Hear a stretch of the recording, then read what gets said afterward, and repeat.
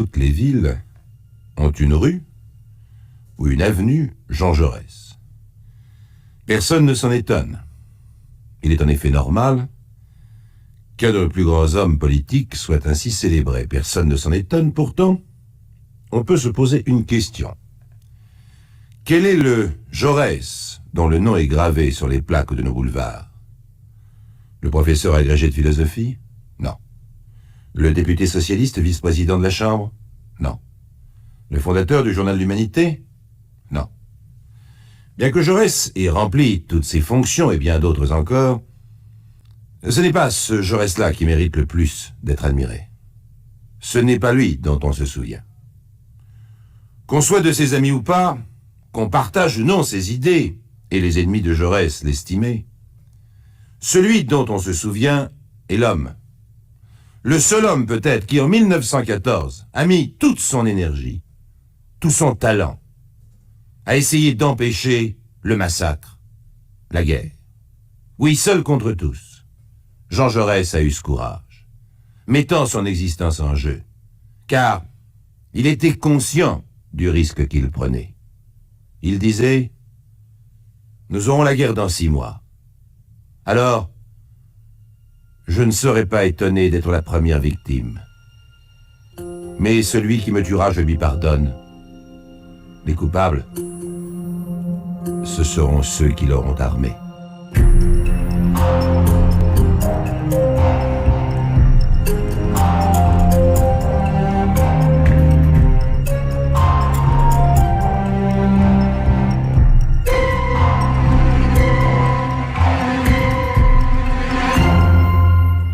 Le 28 juin 1914, à Paris, un étudiant, Raoul Villain, rentre chez lui. Il habite une chambre dans un petit hôtel meublé rue d'Assas, la chambre numéro 12. Sa logeuse, Madame Rouard, l'interpelle. « Alors, monsieur Raoul, cet examen? »« Je suis reçu. »« Ah, voilà une bonne nouvelle. Vous devez être content. Vous savez, c'est surtout mon père qui sera content. Il faut que je lui envoie un télégramme. » Mais Raoul Villain ne dit pas qu'il vient d'être reçu à l'école du Louvre avec l'indulgence du jury.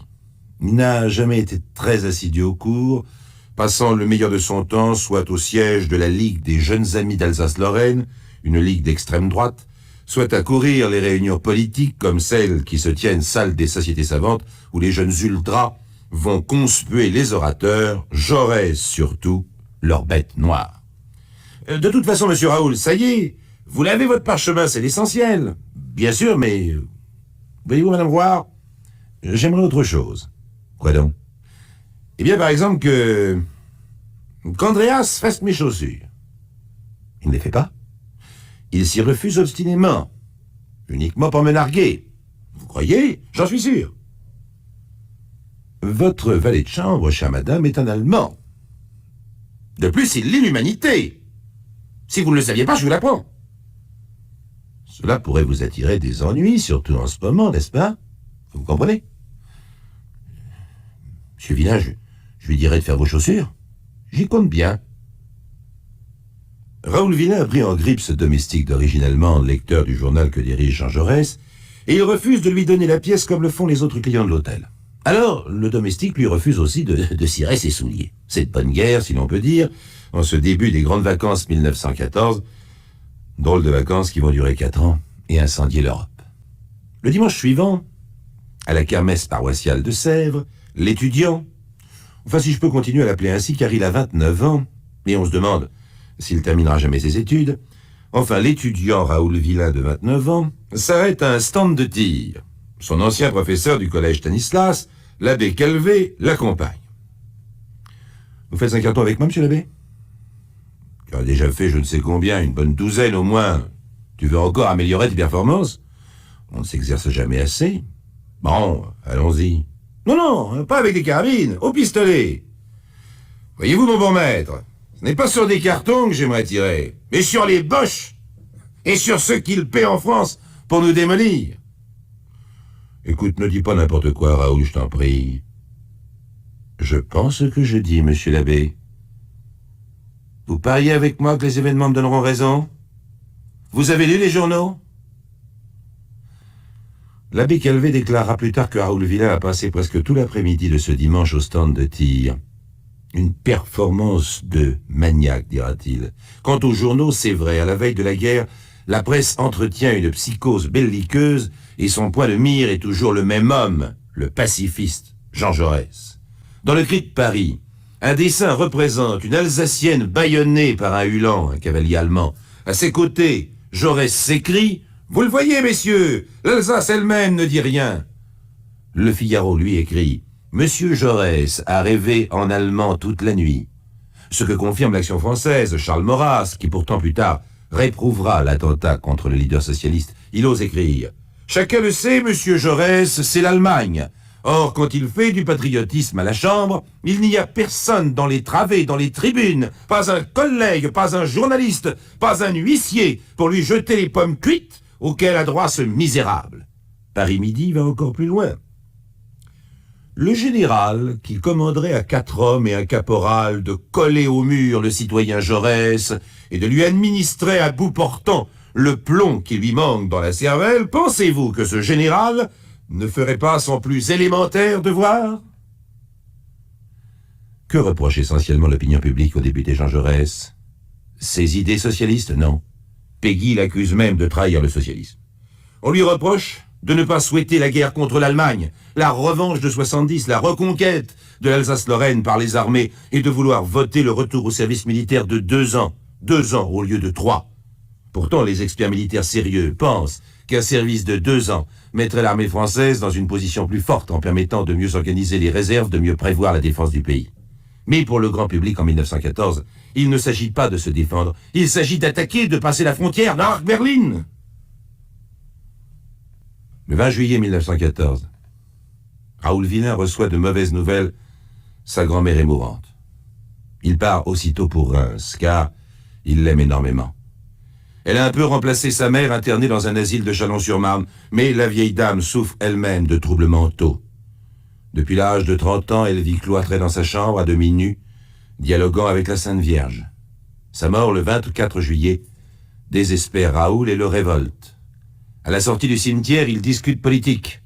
« Tu crois que nous allons avoir la guerre ?» lui demande son frère, Marcel. « Oui, et j'en suis bien content. » Un témoin précisera même l'avoir entendu dire « Il y a des politiciens à l'heure actuelle qui mériteraient la mort, car ils font le jeu de l'Allemagne. » Son père, greffier en chef du tribunal civil de Reims, lui conseille de rester quelques jours en famille, de se reposer, puisqu'il doit d'ici peu rejoindre le centre mobilisateur de Bar-le-Duc. « Non, père, je dois rentrer à Paris. » « Ce n'est pas raisonnable, pourquoi? Je suis déjà resté 1 semaine, j'avais besoin de votre affection, mais maintenant, je vous assure, n'insistez pas, il faut que j'aille à Paris. » Raoul Villain est vraiment déterminé à agir. Son deuil n'est peut-être pas étranger à la fermeté de sa décision. La souffrance mène ainsi parfois à l'exaltation. Le jeune homme a été entouré de l'affection des siens. Il a reçu, en quelque sorte, la bénédiction paternelle avant de partir au combat. Un combat qui ne commence pas à Bar-le-Duc, mais à Paris, faubourg Montmartre, rue du Croissant.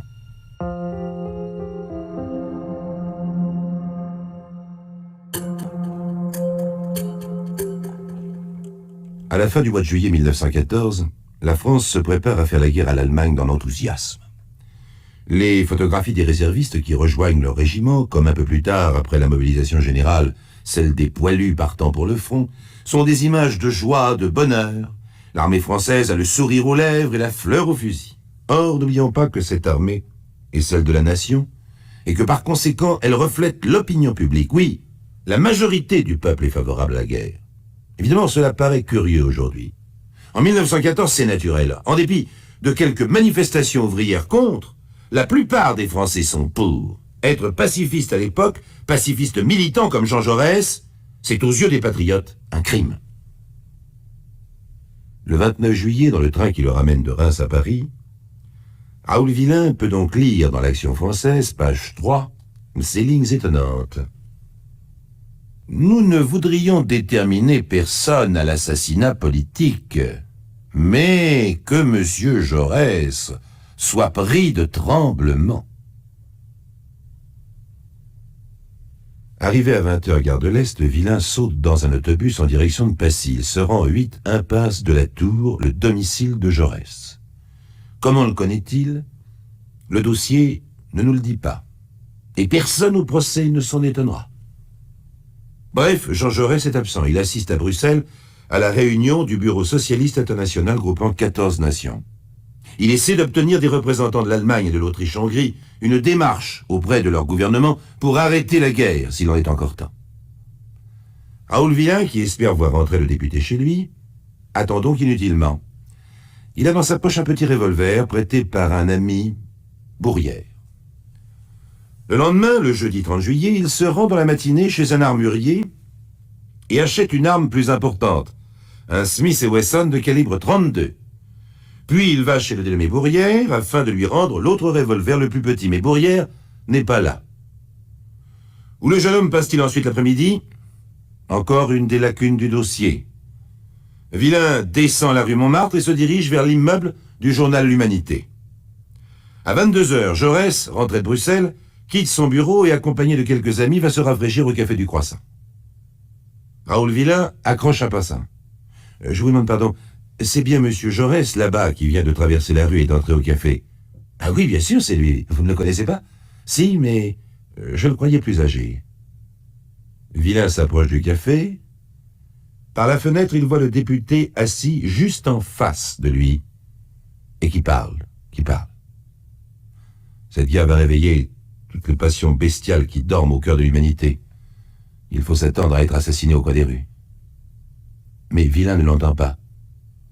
Il regarde fasciné cet homme qui pour lui représente le mal. Celui qui, croit-il, veut empêcher les Français de se battre. Villain a 2 revolvers dans sa poche. Il regarde Jaurès. Mais ne tire pas. Il rentre chez lui. Le lendemain matin, vendredi 31 juillet, le jeune homme reste à son hôtel où il démarque son linge. Il songe donc à s'enfuir. Puis, il va se promener au jardin du Luxembourg y assister à un concert de musique militaire. Descend le boulevard Saint-Michel, entre à Notre-Dame où il allume un cierge devant une statue de Jeanne d'Arc. Va chez un coiffeur rue de Verneuil où l'un des garçons, tout comme à son hôtel, est allemand. Pourquoi va-t-il justement chez ce coiffeur? Mystère. De retour à 19h dans sa chambre, il reçoit une visite. 3e lacune importante du dossier, on ne saura jamais qui est venu voir Raoul Villain 3 heures avant qu'il ne commette son crime. À 20h, il est au restaurant Pocardi, boulevard des Italiens, où, contrairement à ses habitudes frugales, il s'offre un bon dîner arrosé d'une bouteille de Chianti. À 21h10, il achète 3 journaux. Dans La Liberté, il lit sur la manchette « Mobilisation des troupes de couverture ». Il se dirige directement vers les locaux de l'Humanité et demande à la concierge « Est-ce que M. Jaurès est arrivé ?»« Non, il n'est pas là. Il doit être encore à la Chambre des députés. »« Ah bon, merci. Je reviendrai. » Il se souvient alors du café du Croissant où, la veille, il a vu Jaurès en compagnie de ses amis. Il s'y rend aussitôt. « Regarde par la fenêtre, oui. Jaurès est là. » Mais cette fois, il est de dos. Il ne le regarde pas. Alors, sans hésiter, Raoul Villain sort son revolver et tire. Dans la rue, le meurtrier ne cherche pas à s'enfuir. Un agent l'arrête. La nouvelle de la mort de Jaurès s'est répandue dans la foule qui veut lyncher l'assassin. « Protégez-moi, monsieur l'agent, protégez-moi !»« Pourquoi avez-vous fait ça ?»« Mais pourquoi ?»« Parce qu'il a voté contre la loi de 3 ans !» À l'intérieur du café du Croissant, Jaurès a été étendu sur 2 tables mises bout à bout. Des curieux se bousculent pour l'approcher. Certains, avec des ciseaux, lui coupent des mèches de cheveux. Arrive son fils spirituel, le capitaine Gérard. Il se penche sur le mort, lui embrasse le front.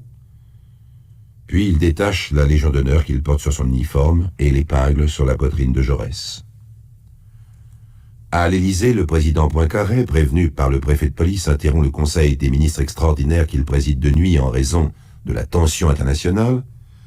Après un silence qui n'en finit pas, le premier ministre Viviani rédige un communiqué. Monsieur Jaurès, Le grand orateur qui illustre la tribune française a été lâchement assassiné. Je me découvre personnellement et au nom de mes collègues devant la tombe sitôt ouverte du républicain socialiste qui a lutté pour de si nobles causes et qui, en ces jours difficiles, a dans l'intérêt de la paix soutenu de son autorité l'action patriotique du gouvernement. L'assassin est arrêté. Il sera châtié. Il sera châtié. Personne n'en doute ce 31 juillet 1914. Même l'extrême droite. L'action française réprouve hautement l'attentat qui vient d'être commis.